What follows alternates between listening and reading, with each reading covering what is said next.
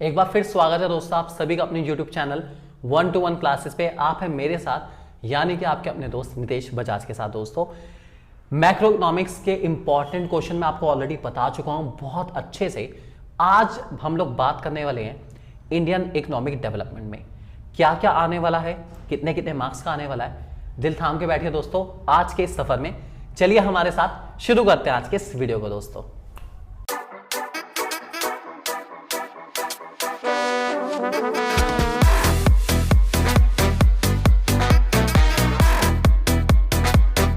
Paper pattern दोस्तों मैं आपको ऑलरेडी बता चुका हूं कितने कितने क्वेश्चन आने वाले हैं।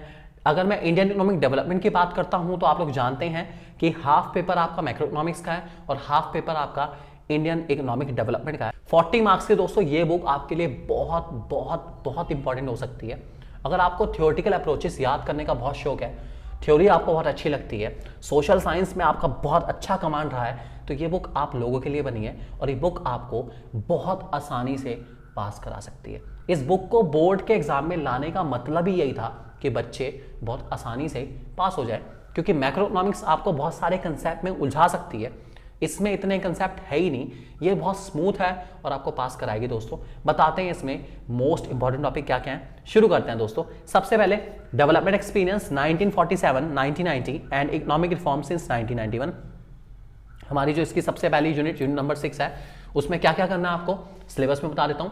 अ brief introduction of the state of Indian economy on the eve of independence, Indian economic system and common goals of 5-year plans, main features, problem, policies of agriculture, institutional aspect and new agriculture strategy, industrial IPR 1956, SSI role and importance and foreign trade. ये सारा हमारा syllabus है। Most important question सुन लीजिए। सबसे पहले बात करूंगा Indian economy on the eve of independence. बहुत ही अच्छा चैप्टर है, बहुत ही सिंपल चैप्टर है। इसमें से क्या आने वाला है, सबसे important question policy of systematic deindustrialization. बहुत बढ़िया टॉपिक है, बहुत ज्यादा चांसेस है इस टॉपिक के आने के। दूसरा टॉपिक जमींदारी सिस्टम। दोस्तों रिपीट करूंगा, जमींदारी सिस्टम या triangular relationship between British government, owner of the soil and tiller of the soil. बहुत अच्छा क्वेश्चन है, अच्छे से करके चलेंगे। इसके अलावा आपको पॉजिटिव इंपैक्ट पता होने चाहिए ब्रिटिश रूल के, ध्यान रखेंगे इस बात को। और foreign trade under British rule, British rule के अंदर फॉरेन ट्रेड कैसा था आपको पता होना चाहिए। हिंदी में भी लिखा आ रहा है सारा का सारा, आप नोट कर सकते हैं। व्यवस्थित व औद्योगिकीकरण की नीति, ब्रिटिश शासन का सकारात्मक प्रभाव, ब्रिटिश शासन के तहत विदेश व्यापार। ये सारे हमारे इंपॉर्टेंट टॉपिक है। मैंने पढ़ दिया आप लोगों के लिए हिंदी में, वैसे आप लोग स्क्रीनशॉट ले सकते हैं, बाद में मार्क करना चाहें मार्क भी कर सकते हैं। उन लोगों का भी ध्यान रखा गया है जो इकोनॉमिक्स हिंदी में पढ़ रहे हैं, सिर्फ आप लोगों की रिक्वेस्ट पर, क्योंकि पिछले बार आपने बहुत ज्यादा रिक्वेस्ट करी थी कि सर प्लीज हिंदी में भी वीडियो बनाइए। बेटा हिंदी में बनानी तो पॉसिबल नहीं है, लेकिन मैंने आप लोगों का काम थोड़ा आसान करने के लिए सारा का सारा टेक्स्ट यहाँ पे हिंदी में जरूर लिया है, ताकि आप लोग आराम से टॉपिक समझने के बाद स्क्रीनशॉट ले पाएं और इन टॉपिक को बहुत अच्छे से कर पाएं और आपका भी बेनिफिट हमेशा ज्यादा हो, क्योंकि 1-to-1 क्लासेस चाहता है सबका बेनिफिट हो 1-to-1। दोस्तों ध्यान रखेंगे इस बात को। नेक्स्ट हमारा इंडियन इकोनॉमी 1950-1990 वाला टॉपिक पूरा चैप्टर है दोस्तों। ये हमारे 5-year प्लान वाला चैप्टर। इसमें क्या क्या टॉपिक इंपॉर्टेंट है, objectives of planning, types of economic system, capital, social, mixed, तीनों बहुत इंपॉर्टेंट है। एक तो आने के चांसेस पूरे पूरे हैं। एग्रेरियन रिफॉर्म्स क्या है, इंपोर्ट सब्स्टिट्यूशन पॉलिसी क्या है, और SSI उसके फीचर, और IPR 1956। ये जो लास्ट के 3-4 टॉपिक मैंने बताया आपको, agrarian reforms, import substitution policy, SSI with feature या IPR 1956, इन 4 टॉपिक में से एक टॉपिक आपको 3 नंबर के अंदर मिल जाएगा, फॉर श्योर मिलेगा ही मिलेगा। मोस्ट इंपॉर्टेंट टॉपिक है। अच्छी किस्मत हुई तो 2 टॉपिक मिल जाएंगे यार, 2 टॉपिक, मजा आ जाएगा। एक तो मिलेगा फॉर श्योर, ठीक है। हिंदी में लिखा आ रहा है, आप लोग बाद में आराम से पढ़ना चाहें तो पढ़ सकते हैं, कोई दिक्कत वाली बात नहीं है दोस्तों। नेक्स्ट हमारा economic reform since 1991, one of the finest chapter, liberalization, privatization and globalization के ऊपर बेस। ये चैप्टर तो अपने आप में मजेदार चैप्टर है, कहानी अपने आप में एक, और बहुत ही मेजर इंपैक्ट रखता है हमारी इंडियन इकोनॉमी पर, और ये बहुत इंपॉर्टेंट चैप्टर है। इसके सिलेबस में आपके सामने है features and appraisals of liberalization, globalization and privatization, LPG policy, concept of demonetization, GST। ठीक है, कोई बात नहीं। क्वेश्चन सबसे important, why economic reforms were introduce. Economic reforms अर्थात LPG पॉलिसी क्यों आई थी, बहुत इंपॉर्टेंट क्वेश्चन है, अच्छे से करके जाना है आपको। इसके अलावा लिबरलाइजेशन के रिफॉर्म्स चाहे वो आपके लिबरलाइजेशन में फॉरेन एक्सचेंज रिफॉर्म्स हों, इंस्टीट्यूशनल रिफॉर्म्स हों, ये सबके रिफॉर्म्स जितने भी हमारे रहे हैं लिबरलाइजेशन के अंदर, ये रिफॉर्म्स बहुत बहुत बहुत इंपॉर्टेंट है। फाइनेंशियल सेक्टर रिफॉर्म हो, इंडस्ट्रियल सेक्टर रिफॉर्म हो, ये बहुत इंपॉर्टेंट है, इनको बहुत बहुत बहुत अच्छे से करके जाना है। इनमें से किसी भी एक रिफॉर्म के आने के चांसेस काफ़ी ज़्यादा बनते हैं। इसके अलावा ग्लोबलाइजेशन का मीनिंग, ठीक है, और positive negative impact economic reforms के, ये टॉपिक दोस्तों हमारे मोस्ट इंपॉर्टेंट है। बाकी आप जीएसटी के बारे में रीड करना चाहें, डिमोनेटाइजेशन के बारे में रीड करना चाहें तो रीड कर सकते हैं, उनके ऊपर क्वेश्चन आने के चांसेस थोड़े कम है। एमसीक्यू में पूछा जा सकता है कि डिमोनेटाइजेशन किस दिन हुआ था, डिमोनेटाइजेशन का ऑब्जेक्टिव क्या था, या जीएसटी किस दिन अप्लाई हुआ, कितने टाइप के जीएसटी हैं, इस टाइप के क्वेश्चन आपको एमसीक्यू में मिलने के चांसेस थोड़े से ज़्यादा रहेंगे, तो आप एमसीक्यू के हिसाब से उसको कर सकते हैं। हिंदी में भी सारा आपके सामने डिस्प्ले हो रहा है, आप लोग नोट करना चाहें नोट कर सकते हैं, स्क्रीनशॉट लेना चाहें स्क्रीनशॉट भी ले सकते हैं दोस्तों, कोई दिक्कत वाली बात नहीं। नेक्स्ट हमारे सामने आता है current challenges facing by Indian economy, भारतीय अर्थव्यवस्था के सामने वर्तमान चुनौतियां। बात करेंगे करंट चैलेंजेस की जो इंडियन इकोनॉमी फेस कर रही है आज के टाइम में। इसमें सबसे पहले मैं बात करूंगा ह्यूमन कैपिटल फॉर्मेशन चैप्टर की, काफी अच्छा चैप्टर है, सिलेबस में है how people become resource, role of human capital in economic and social development, growth of education sector in India.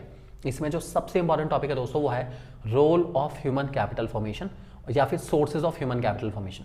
Sources of human capital formation का मतलब वही है हाउ पीपल बिकम रिसोर्स, यही होता है, कोई ऐसी बड़ी बात नहीं है। रोल में इंपॉर्टेंस आएगी जो कि काफी इंपॉर्टेंट टॉपिक है, इन दो में से आपको एक टॉपिक मिल जाएगा।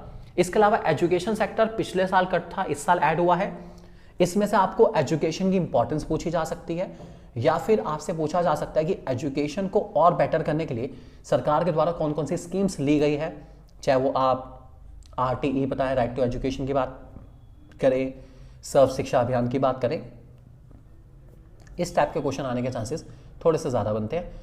आपको बता दिया जाएगा कि अगर आपको एजुकेशन मिनिस्टर बना दिया जाए तो आप कैसे इंडिया के एजुकेशन को इम्प्रूव करने में अपना सहयोग देंगे, क्या क्या चेंजेस आप लेकर आएंगे इंडियन एजुकेशन सिस्टम को और बेटर करने के लिए, इस टाइप का एक क्वेश्चन आएगा और आने के चांसेस काफ़ी ज़्यादा है। इसके अलावा इसी वाली बुक से, हमारा इंडियन इकोनॉमिक डेवलपमेंट वाली बुक से कुछ पैराग्राफ या अनसीन पैसेज टाइप के क्वेश्चन आएंगे जो कि आपके किसी भी टॉपिक से रिलेटेड हो सकते हैं, और मुझे उम्मीद है कि वो एजुकेशन वाले टॉपिक से रिलेटेड होने के चांसेस काफ़ी ज़्यादा हैं। एजुकेशन से रिलेटेड बहुत अच्छे टॉपिक बनते हैं और ये आपका पैसेज के रूप में आ सकता है और आप आराम से इसके आंसर दे सकते हैं दोस्तों। नेक्स्ट हमारे पास आता है रूरल डेवलपमेंट। रूरल मतलब गाँव का विकास, बहुत ज़्यादा ज़रूरी है यार। सिलेबस में टॉपिक है की इश्यूज क्रेडिट एंड मार्केटिंग, जो कि मेन है हमारे लिंगरिंग एंड एमर्जिंग चैलेंजेस में आते हैं। Role of cooperatives, agriculture diversification, alternate farming, organic farming, ये सब हमारे टॉपिक हैं सिलेबस के। मोस्ट इंपॉर्टेंट टॉपिक है NABARD, national bank for agricultural and rural development. अपने आप में एक कहानी कहता है और एक कहानी रूरल डेवलपमेंट के लिए बहुत ज़्यादा ज़रूरी है, इसलिए जितना अच्छे से करके जा सकते हैं इस टॉपिक को बहुत अच्छे से करके जाएंगे, काफ़ी इंपॉर्टेंट है। इसके अलावा रूरल मार्केटिंग क्या होती है, इसका मीनिंग आपको पता होना चाहिए और क्यों लाई गई ये आपको पता होना चाहिए। और इसके अलावा ऑर्गेनिक फार्मिंग, या तो रूरल मार्केटिंग के ऊपर क्वेश्चन मिलेगा आपको या ऑर्गेनिक फार्मिंग के ऊपर मिलेगा। ऑर्गेनिक फार्मिंग के चांसेस थोड़े से ज़्यादा है क्योंकि टॉपिक पहले कट था, इस साल दोबारा ऐड ऑन हुआ है, तो कुछ इंपॉर्टेंस तो इसकी भी बनती है। और वैसे भी ये टॉपिक सस्टेनेबल डेवलपमेंट के लिए भी बहुत ज़्यादा ज़रूरी है।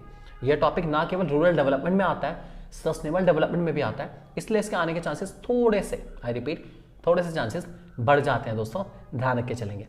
इसके अलावा दोस्तों हमारे सामने नेक्स्ट चैप्टर की बात करूं जिसका नाम है एम्प्लॉयमेंट, इसमें आपका टॉपिक है growth and changes in workforce participation, rate in formal informal sectors, problems and policies.